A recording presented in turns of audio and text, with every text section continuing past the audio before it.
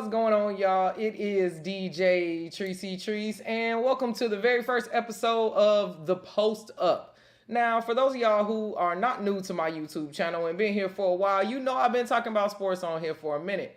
But I got two different shows, right? I got a show called Lakers, I Choose You, which talks specifically about Lakers stats, everything from the fan experience, right? Like what it's like to be a Lakers fan every single week, day in, day out.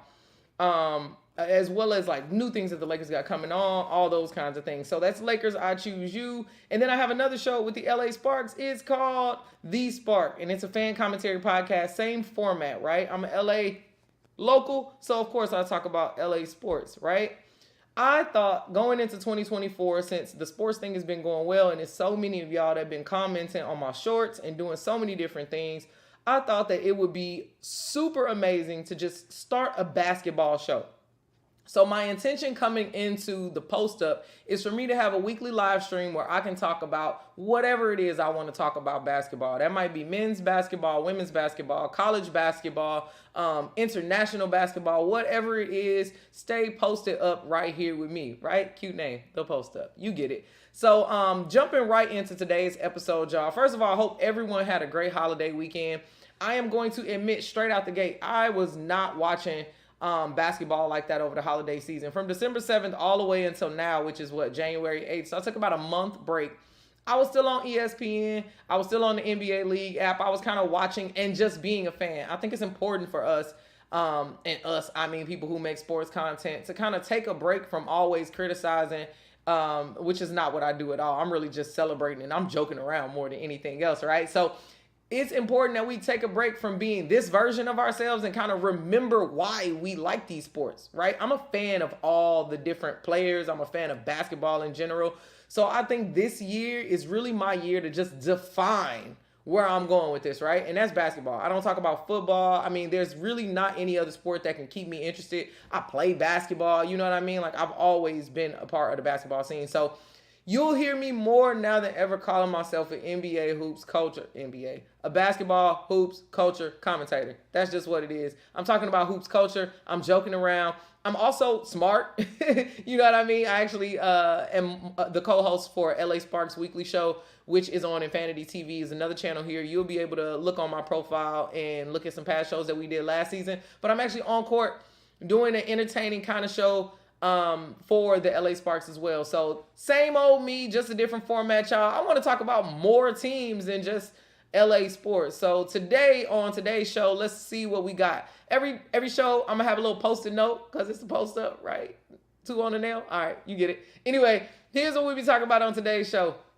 Listen, I want to talk about how the NBA in-season tournament, the first tournament that we had, actually fooled us into thinking that the NBA season around this time was going to be any more interesting. I'll get into that in a minute. Then I'll talk about the NBA Rookie of the Year and how I completely thought it was going to be Scoot Henderson, and I'm disappointed. You already understand what's about to happen there. Stick around for that. I'll also talk about Draymond Green is back. If you haven't been anywhere on my page, you know that I talk about Draymond a lot. He's a fellow podcaster, but also like super entertaining in the NBA to talk about. So Dre is back, not retired. We'll talk about that. And then we'll talk about how women's college basketball is up, y'all. Is completely up. Now, the first thing that I want to talk about is the NBA's in-season tournament had us fooled. The in-season tournament, this is the first year that the NBA has done it. But in the WNBA, it's been around for a minute, right? Not the money prize, not the exact format, but it's been around for a minute. The premise of having this in-season tournament going on while regular season play is happening. Of course, the Lakers won the first year. LeBron had to do that. Everybody was hot about the banner that got raised. Let me talk about that real quick. Do you think that do you really think that the NBA would invest all of that money in giving players reward money, giving coaches money, doing all the advertising? They changed all the courts. They did all of this to get more eyes on this tournament, which they successfully did, right? Do you think they would do that without having the winners legitimize the tournament? The banner makes the tournament a legit thing. The Lakers didn't look that happy to put it in the rafters. Nobody wants to be the first to put this halfway banner into there, but I'm certain that the NBA made it a non-negotiable. If you want your check, if you want your money, you're going to have to go ahead and raise the banner and do the ceremony and take the little, they got medals around their neck like they were Olympians, y'all. They trying something new. So be less critical about, Kobe would never, this is a fake banner.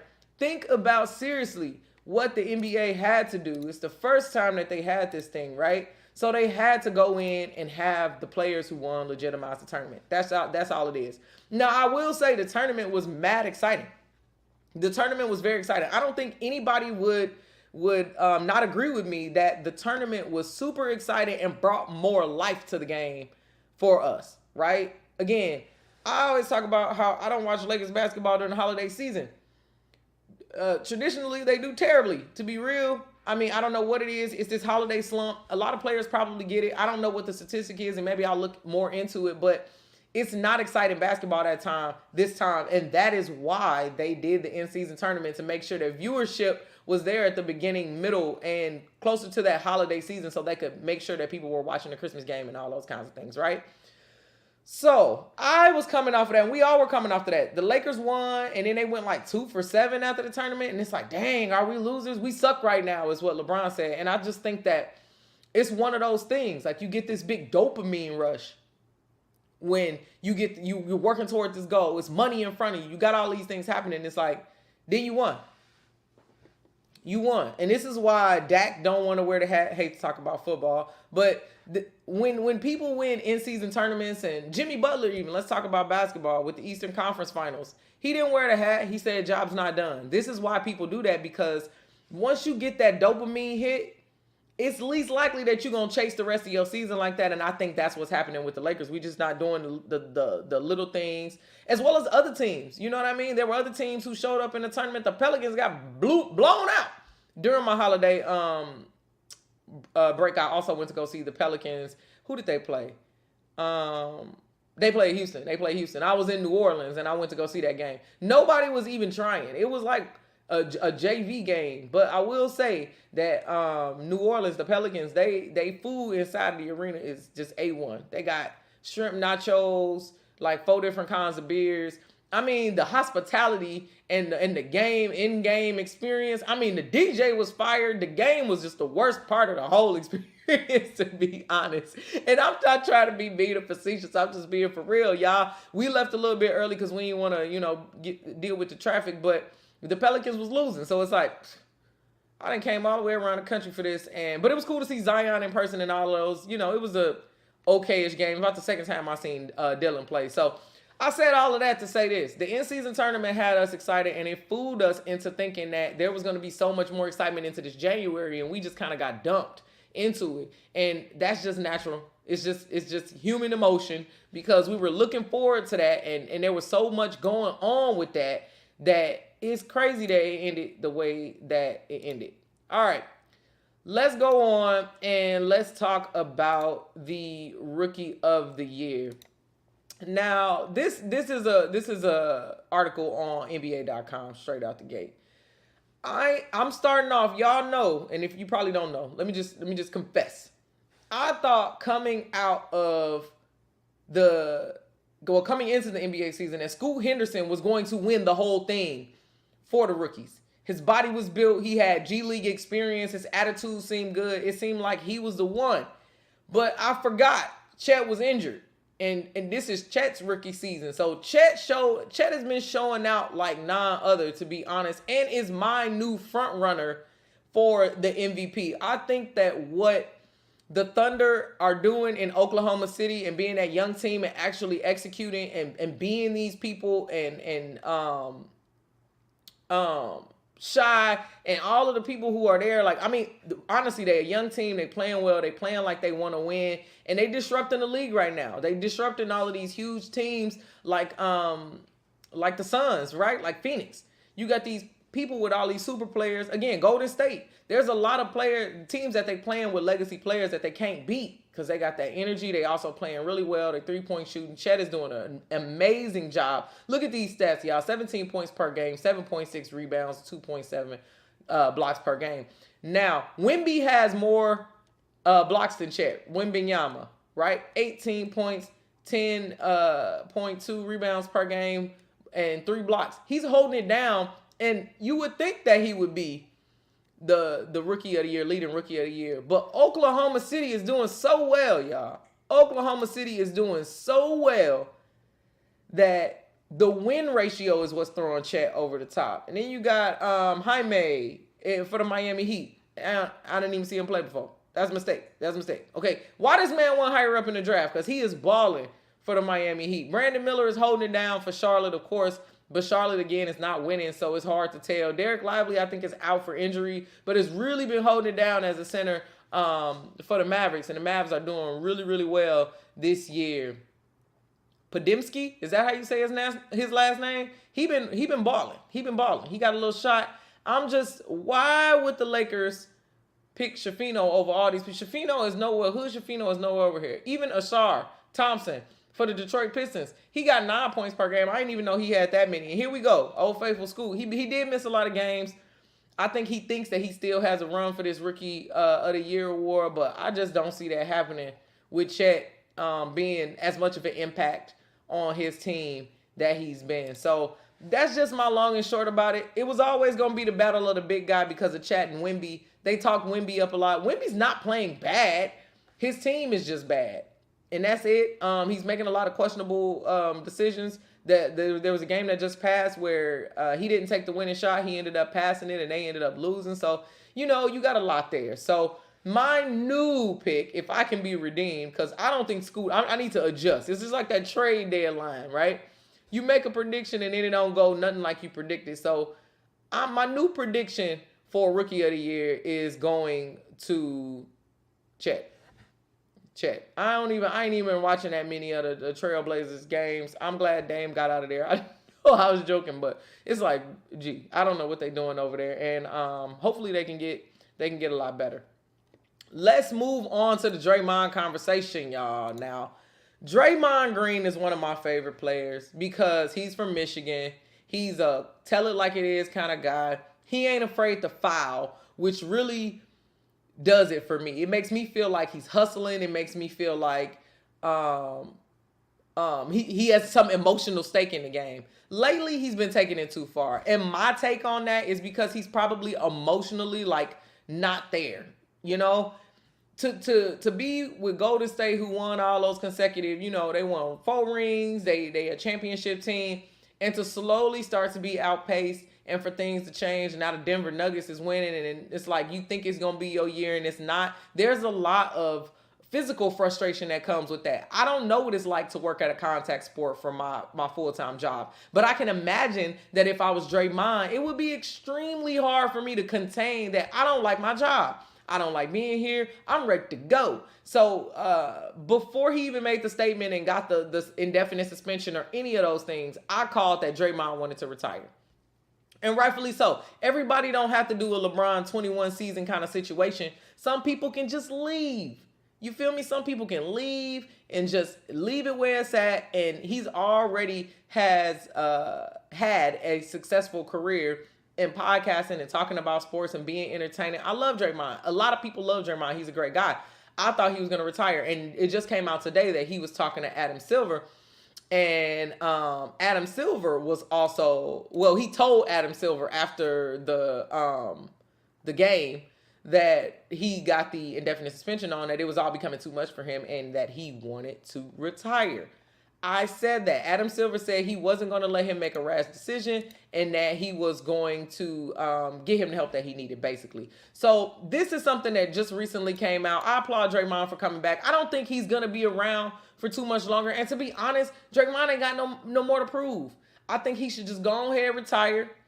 His homie Bron is still in the game. He can talk about basketball. He's a smart guy. I don't know if he'll be one of the on-court commentators, but that ain't everybody goal. That ain't my goal, at least. I do an on-court show that's entertainment-based. I'm not a statistician. I'm not trying to be on ESPN.com. All of the articles that I write are entertainment articles. You can stay in your lane. There's so many things that you could do in this game right now, especially when we see pods like Club Shay Shay going up 34 million on the Cat Williams interview. Oh, let me say that again. again, 34 million on the Cat Williams interview. That's huge for sports players or retired sports players to now have shows. And that's, again, what I do in my full-time job. I'm a podcast producer, of course. So that's how I make all my money, and a lot of people I know make their money. So I love to see players like Draymond have a good exit strategy, because don't nobody want to be just dumped onto, after being a huge champion. I'm sure he's going to be in the Basketball Hall of Fame. He's going to get his jersey retired, all those things. I would just hate for him to tarnish any more of his reputation. He don't have to be that guy. I think he's going to come back better than ever. Excited to see those first games. And, of course, I'll talk about it here on the Post Up. So you'll hear from me next week on how Draymond did in that first game. And last, but finally, but certainly not least, I should say, I want to talk about women's sports, all right? And women's basketball in specific.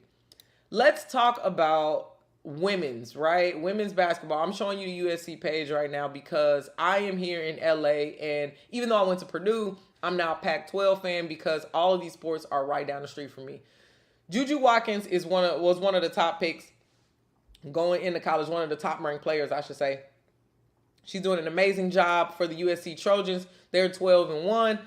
But the main thing that I want to talk about here is that women's sports have been valued higher, okay? And that's a trickle-down effect from the NIL deals. A lot of people feel like the NIL kind of ruined it for college sports, and now people are betting and they're acting like celebrities. But what really happened was women's sports specifically now have a great career path into their professional career. What does that mean? It means players like Angel Reese can make $1 million in college off of endorsements, and those deals follow them, right? The Caitlin Clarks of the world. So now women's basketball is much more in demand because of the strong buying power of these endorsements that they have. So I am loving the direction that women's sports is going into. ESPN said I think it's valued at like $30 million for the women's basketball championship now.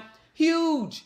I'm not sure even if the men's, I'm sure the Final Four and all of that is going to be on CBS or whatever the broadcasting deal is. But what I'm trying to tell you is that women's sports wasn't even in the top 5 channels for distribution, maybe an ESPN2 kind of thing 5 years ago. And now women's sports are being highlighted. They are playing for sold out crowds, which mostly are little girls. Huge. I was a little girl that played basketball. I was a little kid when the WNBA started. So to see these things kind of grow. And I'll say that again. I was a little kid in 1997. I was 7 years old when the WNBA started. I remember my mama bought me a jersey. We started going to games. Chicago didn't have no team at the time, but it was important to see women play at the professional level. I made the choice not to continue that because of what I wanted to achieve. But if you don't ever know, you'll never know what you can achieve. So all of these years after the WNBA started, right? Almost 20 years after the WNBA started, we're now seeing women's players coming out of college with money in their pockets. That's exactly what we want for the game, and it's good for basketball. So I'm excited to see where the women's hoops are going. I've written a couple articles about Juju Watkins. I've been to a couple USC games and have been talking about that. So you'll see more women's basketball here from me on this show now that I have a place to talk about it. It wasn't really a place I could talk about on the Sparks. My shorts are short, of course, 30 seconds to a minute. But I'm actually looking forward to talking more about women's basketball in general, and that's going to be overseas because there are some, the Australian League now is in the WNBA app, so that's a huge thing. But also, like I said, college women's basketball. And the WNBA is coming back. The Sparks are getting geared up, got a new GM. I'll talk about that a little bit more next week on the show. But you'll be seeing me again on court with the Sparks for the LA Sparks Weekly Show. Whew, I feel like that was a lot. But that's my 20 minutes, y'all. This is the Post Up. I am DJ TriceTrice. Make sure you hit the subscribe button and hit the like button for this video. Let me know what you like, what you don't like, what I should do more of, how I should cut this video up. I will be making smaller clips so that people who don't want to watch the whole 20 minutes ain't got to watch that 20 minutes. You heard me? But I think that this first week of basketball in 2024 has been really exciting. I'm excited to see who wins the championship this year. Next episode, I'll tell y'all who my predictions are. It might be the Lakers. It might not be the Lakers. But y'all keep it locked. Let me know in the comments what basketball games you'll be watching in the next week. And I will stay posted right here and see y'all next week here on the Post Up. It's DJ TriceTrice, y'all.